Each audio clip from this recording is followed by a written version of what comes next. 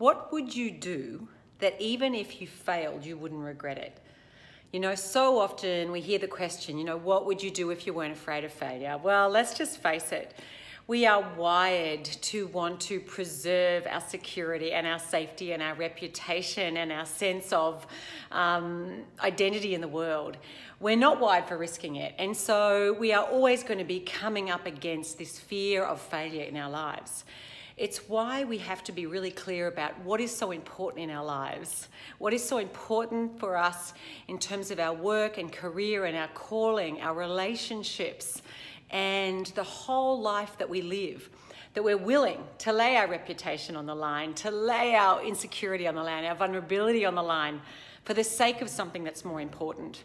Likewise, if you find yourself struggling with a recent failure or setback, you're afraid of failure, we have to also be really careful that we don't make failure mean something that it doesn't mean, that we don't internalize it, over-personalize it, make it mean something that like we've failed in overgeneralize it, that we've failed in every area of our lives, nor should we make it mean that we're always going to be a failure. You may have failed at something this time, but you have all the resources you need to learn from that, to pick yourself up, to do more homework, to build more skills, and to go back out there and be more successful. As Henry Ford, failure is an opportunity to begin again more intelligently.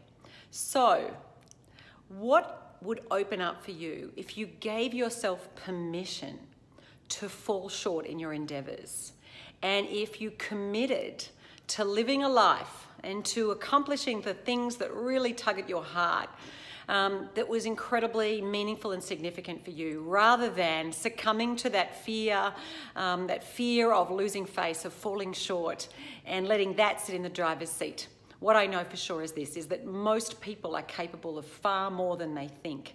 And we sell ourselves short and do ourselves and the whole world a massive disservice when we let that fear of failure sit in the driver's seat and keep us from taking the very actions that would allow us to learn more, to grow more, to dare more, to pursue more.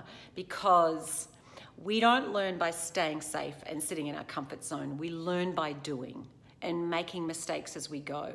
And it's not ever the goal that matters as much as who you get to become in the process of pursuing it.